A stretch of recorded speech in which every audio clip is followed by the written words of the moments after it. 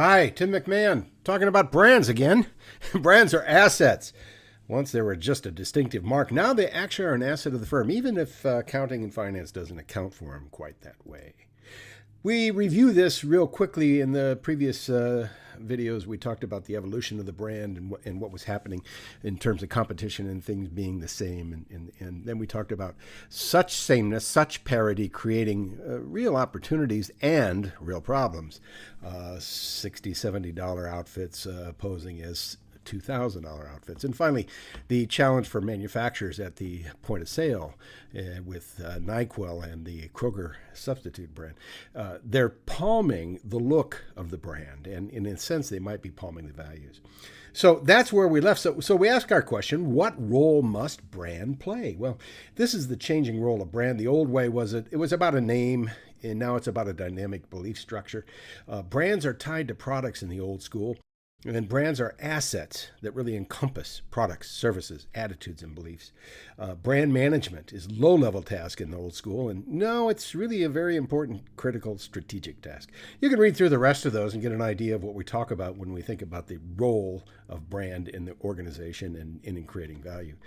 We want to talk about specifically about monetizing brand, and when brands have and deliver equity in a number of ways, they actually are doing it this way. They end up with pricing power. They have a direct path to new product introduction. They can generate leverage across the firm's other brands, serving as a mother brand or an overall family of brands. Raise barriers to entry for competitors, and they may exploit more revenue opportunities like licensing and co-branding. Remember we talked about the word association game? Well, this one's peanuts. What do you think of here? Well, probably Planters. But if you were thinking about airlines, one would come to mind. That's Southwest.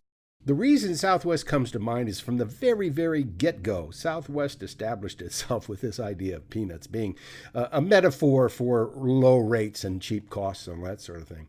And think about an airline that would actually want to put cheap in their ads. That's very seldom the case, especially when you're trying to build value. But we ask ourselves, how does a word like that create value for the brand? Let me explain. Way back in the day, when these were the airlines that were around, and a lot of those aren't here anymore, they were competing with each other. Southwest chose a different route. They competed with the automobile in the state of Texas primarily.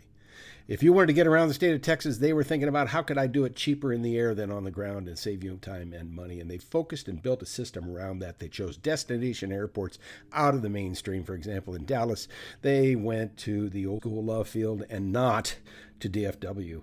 They chose to fly one airframe, the 737, which reduced the need for inventory of parts and the complexity of service. They refused to interline baggage, and that is exchange baggage with others, because it would slow them down and create errors. They introduced one-class service, boarded by group. We all know what that's about. And they touted low price through the peanuts imagery. They created a powerful brand and sustainable earnings by doing it from the ground up. So when we see this, and we see these peanuts, cheers to fares without hidden fees, we know it's Southwest. Once you establish something in the mind, it actually can feed to the overall strength of the asset, and the asset then can be more valuable, as it is in the case of Southwest. Thank you all. Appreciate it very much, and see you next time.